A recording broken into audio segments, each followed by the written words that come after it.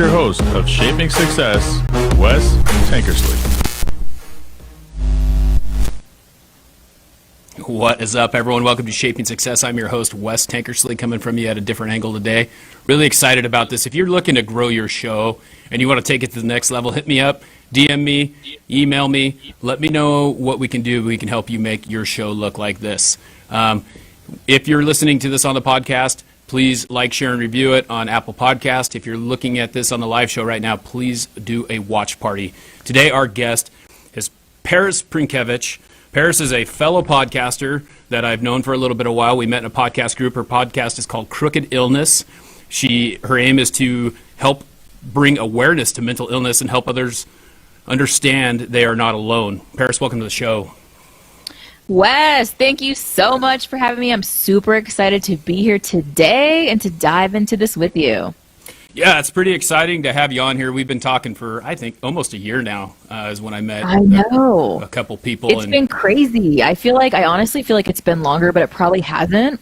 But yeah, we got connected in that group, and I've been fortunate enough to connect with you and so many just awesome, incredible other podcasters and, collab with them and all these things. So I really like it, how we got together. So. Yeah, and it's a pretty exciting thing, and I think that's what it is. We get to meet all these other people and connect with them and learn about them, and that's what I love about this. You're sitting, are you in Arizona right now, or? Yes, I am. I am actually in Flagstaff for the weekend right now. Yep, doing a little snowboarding, you said. I didn't realize it snowed that much in Arizona that they have a ski resort. That's how naive I am. A lot of people were surprised by that. A lot of people. So don't feel bad. People were like, there's snow there? Like, what are you doing? Like, where is this? And I'm like, Flagstaff, like, snowball, second time in my life, snowboarding, just trying it out, Yeah, and we get snow here in Idaho, so it's nothing new for me, but it was just, I'm going down there next month, and it was just, when I was down there, the reason I loved it so much was it was hot. It's not hot here right now. It's winter. Yeah.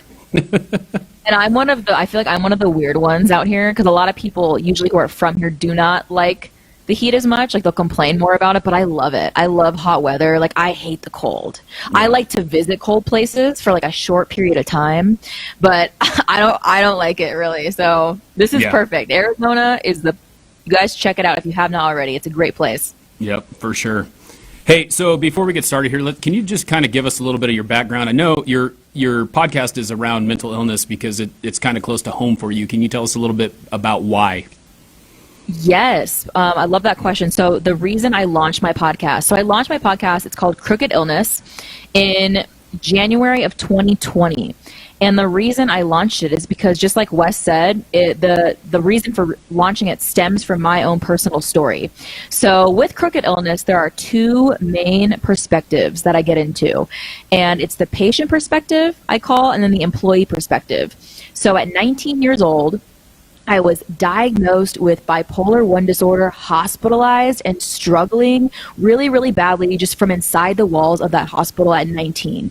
And then at 23 years old, I graduated from college, and I actually ended up accepting my first job at the very same clinic where I used to be a patient at and receive services at. So I kind of have seen things from both angles in terms of the stigma associated with mental health and mental illness and things like that. So I decided to launch this podcast just to really create a platform and a place to bring more conversations to the table surrounding these topics, to make them more normalized and less stigmatized, and to feature other people's stories and just incredible things like that. And it's been so much fun so far. So yeah. And that's what's really exciting about it. I think that the authentic part of that comes out because you've suffered through that and you know exactly how it is. And now you've got your degree in psychology, and then you also have an MBA as well. So what are you doing now in addition to the podcast?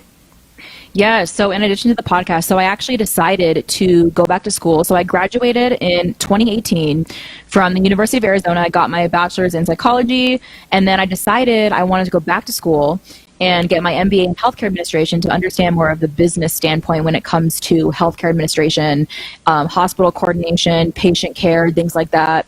So I did that, and then during that process, I launched the podcast and I started working on this book. And this book is something that I've been working on probably for 2 years now, and I finally completed it. So I finally finished writing it, and I am in the process right now of doing a lot of research on working on getting this published in 2021. So exciting, because I honestly never thought I would be able to write a book. And that was just because I just pushed it off for so long and put it off for so long and never made the time to commit to it. And I actually got it done. I'm very excited to bring that out into the world because it really features just the whole foundation on which Crooked Illness was founded on, and a lot of the things that I did to come out of the darkest places that I was in, and really offer this to people who may be struggling, know someone who is struggling, or just wants to learn more in general about mental health, about just mental health struggles and things like that. So that is what is in the works right now. Yeah, and that's awesome. Being able to write that book, I've never really struggled with, the mental illness or a lot of things that people struggle with. And so it's interesting to kind of hear that and understand. It makes it a little bit easier for someone who hasn't struggled with that or doesn't know that they're struggling with that to have an idea of what it's like. And maybe they'll realize that there is an issue. Can you talk, a lot of times people think that mental illness is like a shameful thing and you don't talk about it. And like you were talking about, you want people not to stigmatize it as something not to talk about. Why is that so important to talk about it? Yeah, so probably the primary reason with that is just to let people know that if there's the option to talk about it. Because for me, back when I was struggling at my worst, I basically was living with this facade, and this facade of everything is okay, everything is fine, everything is great. And I never really faced what I was dealing with. I never really wanted to get into it, talk about it. And I was terrified of talking about it because every conversation I've ever heard growing up related to mental health and mental illness was always had more of a negative connotation to it.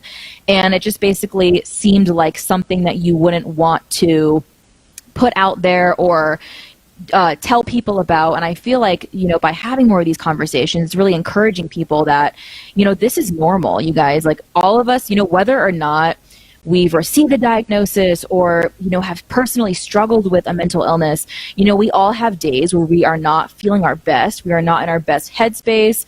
We're dealing with something, we're experiencing, whether it be some kind of grief, some kind of loss, some kind of new beginning. We all have these moments.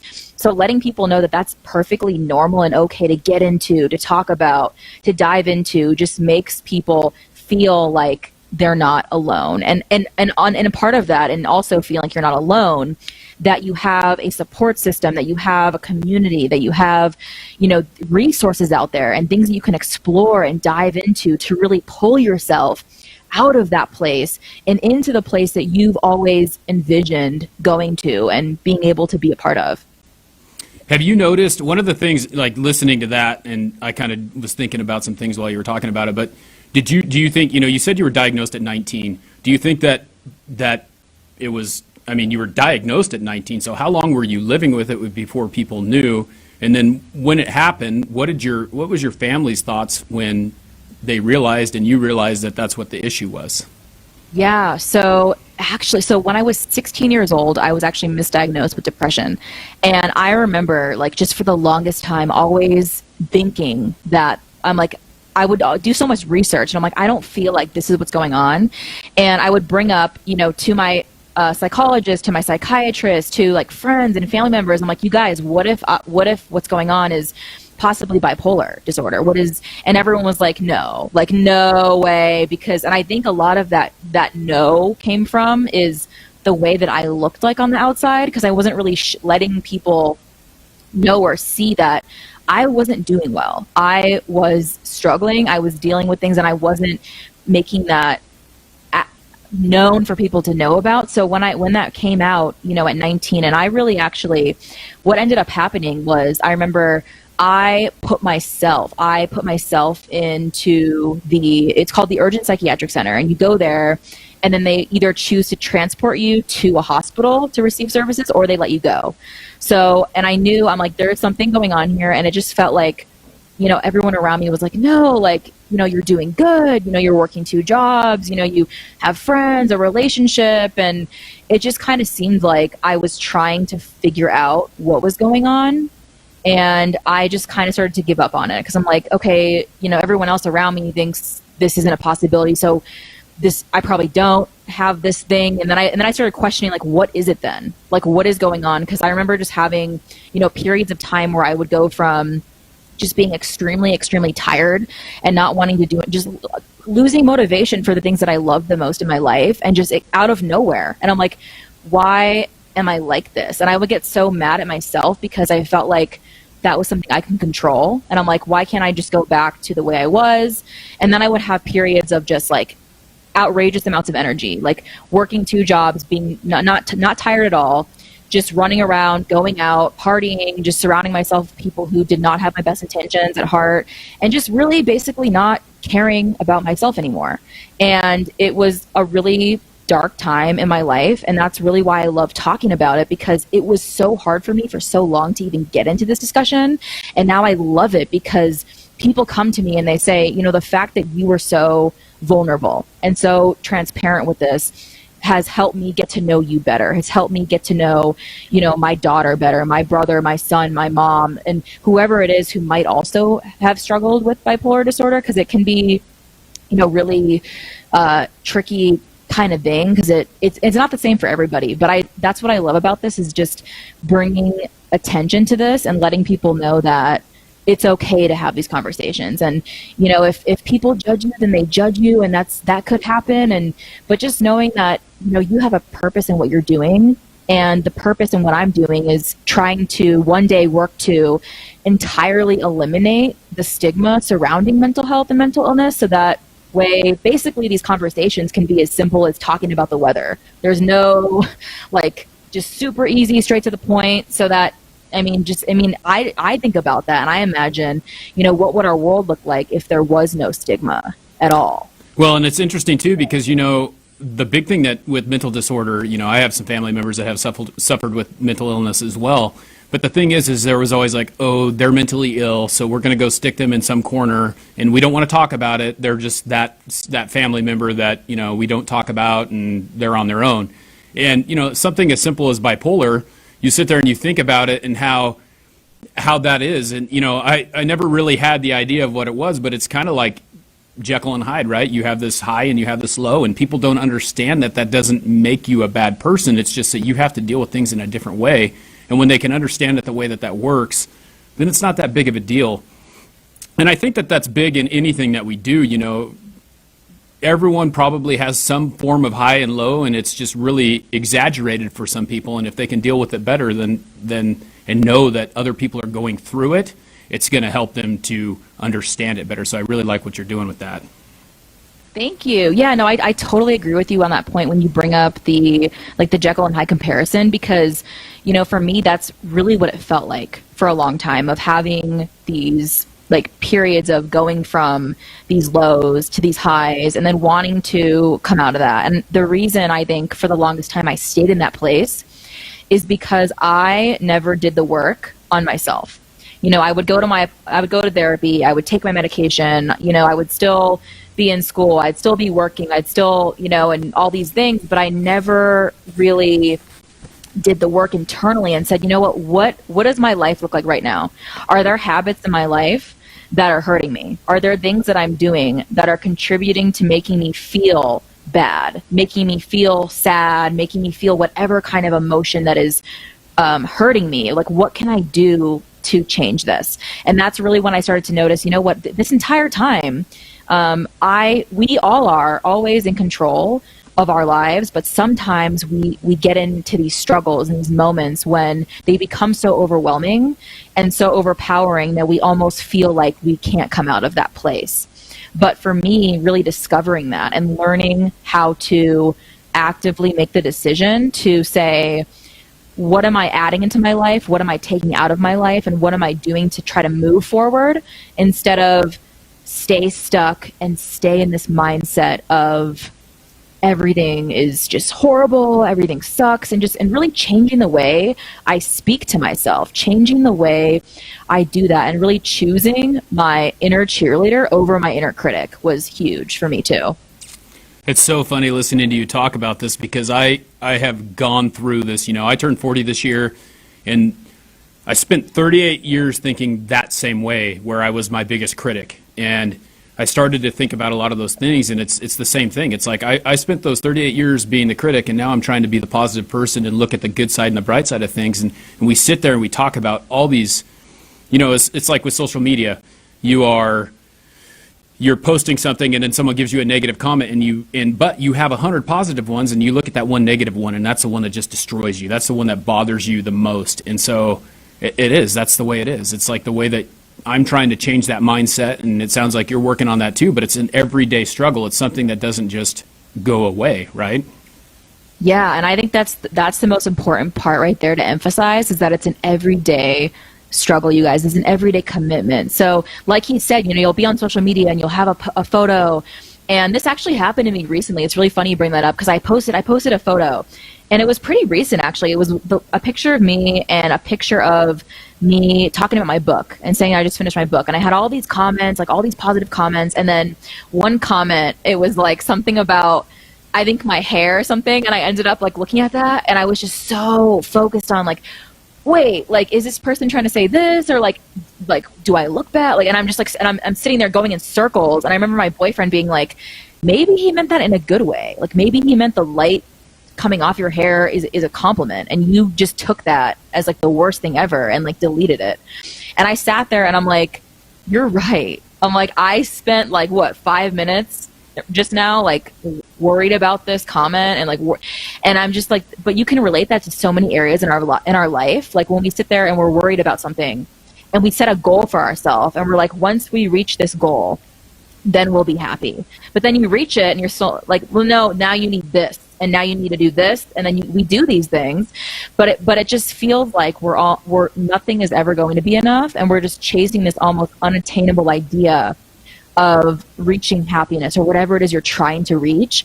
And I feel like that's the thing to really like normalize, is let people know that this is an everyday commitment. You guys, like, constantly every day trying to work on getting better, trying to look at ourselves and say, what are these things that I do that make me make me feel in a bad place or get me in a bad mood? Do I criticize myself too much? Do I spend too much time, criticizing others? Like, just looking at ourselves and gaining awareness is so important, because that is something I had none. I had no awareness at all when I was struggling at my worst. I was just so wrapped up in the struggle that I started to basically look at my life and look at my future and say, well, this is going to go bad, because it is. And when you live in that mentality, when you live like that, it's very hard to be happy and to succeed, because you're telling yourself you're already going to fail. You're literally setting it in stone. This is not going to work. So if we start to shift that, and that's why mindset is such a big part of Crooked Illness as well, because a lot of the stuff I dive into is mental health and mental illness as well. But the biggest component is like the mindset piece related to that, and like how is that so helpful in overcoming these moments. Because for me, I can say, at least for me, if I didn't do any work related to mindset, I think I would still be in not a good place.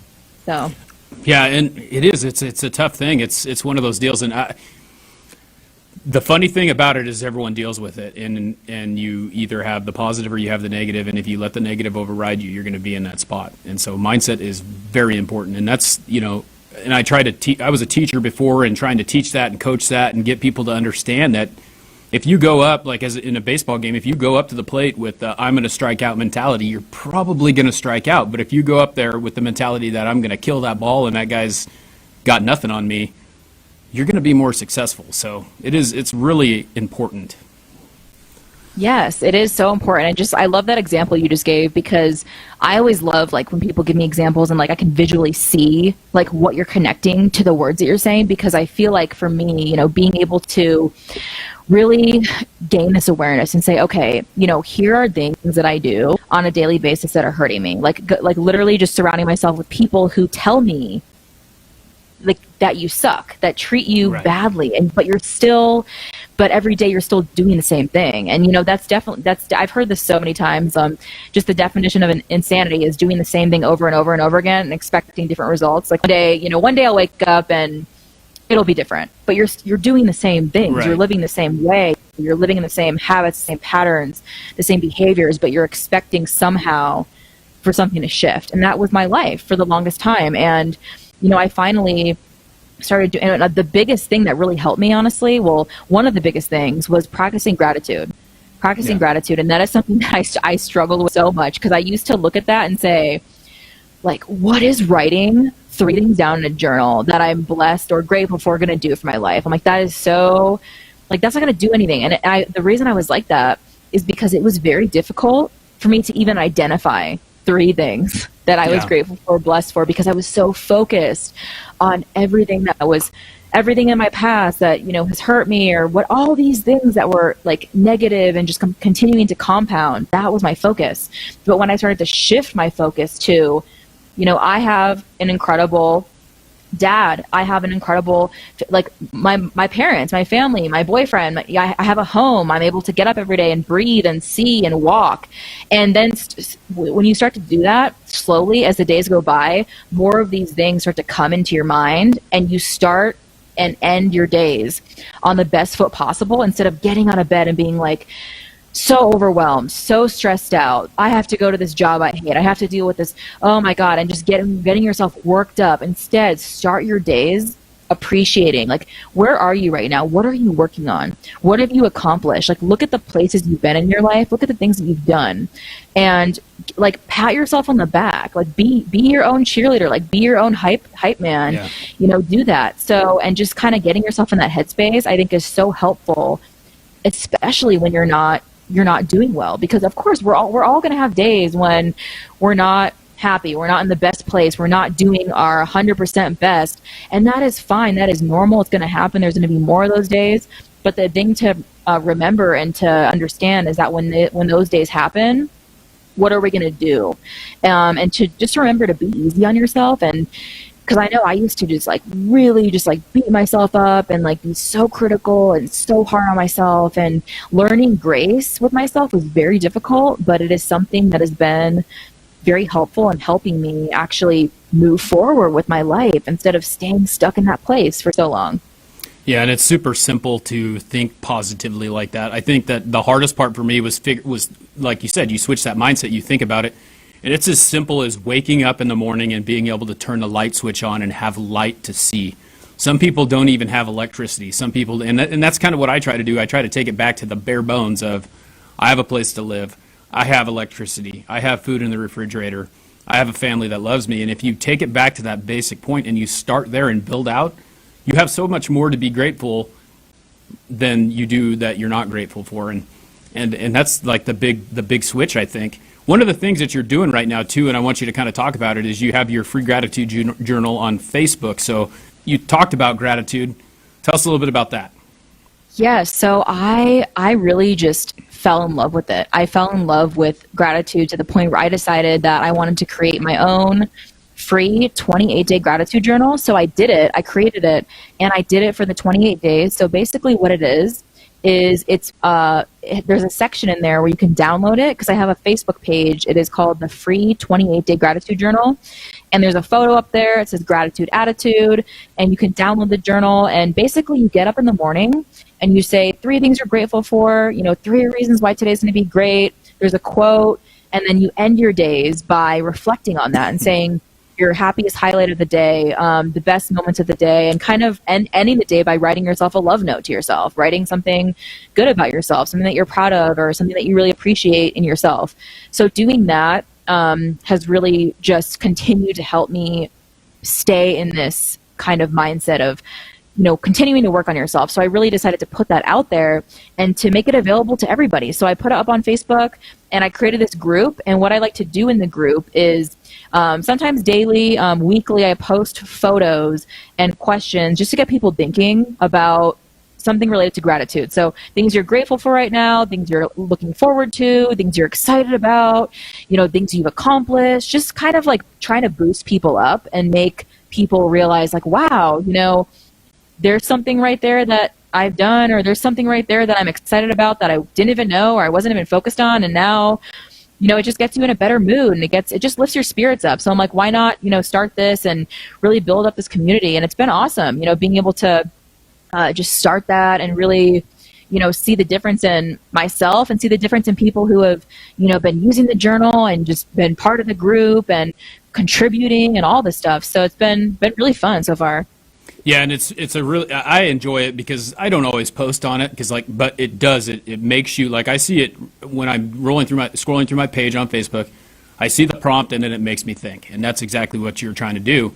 And it makes me think. I may not put a comment in there, but I'm thinking at that moment about what you're talking about, and I really like that because it's kind of like giving someone, like you said, it is a journal prompt to actually reflect and think about what's going on in that day.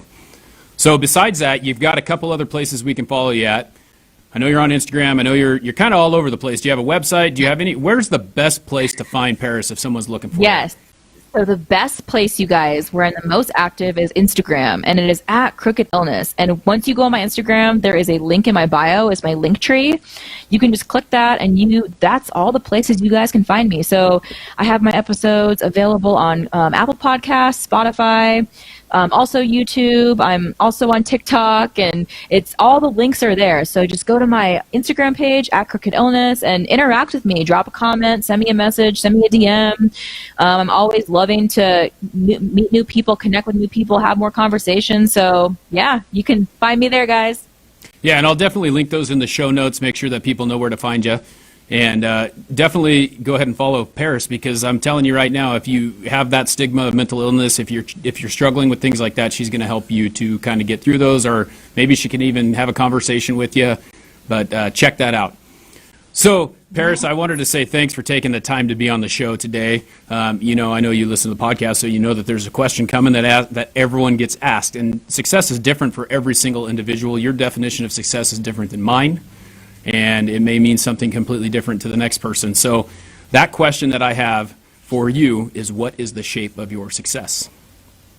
I love it so much. The shape of my success is just continuing to remain within that commitment to work on yourself, better yourself, learn more, grow more, make more connections, cultivate more relationships, and just continue to work towards the biggest purpose I have and the biggest mission I have, which is working towards eliminating the stigma associated with mental health related struggles, mental illness, all of these things, to make these conversations more normalized and less stigmatized, and just to continue to boost people up, make them feel good, and just all around have a better experience here while we're here living life.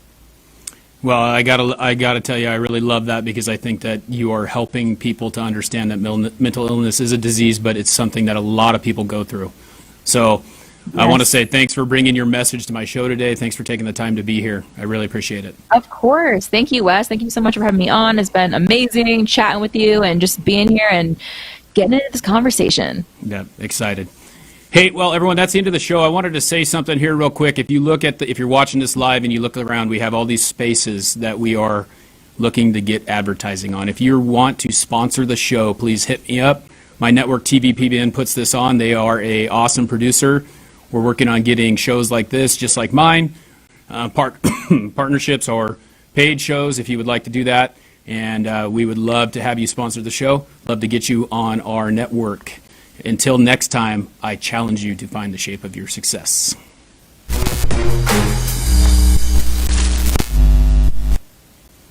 Yeah. Jeff, don't forget to turn off your headset when you turn off your headset, because I can hear the echo.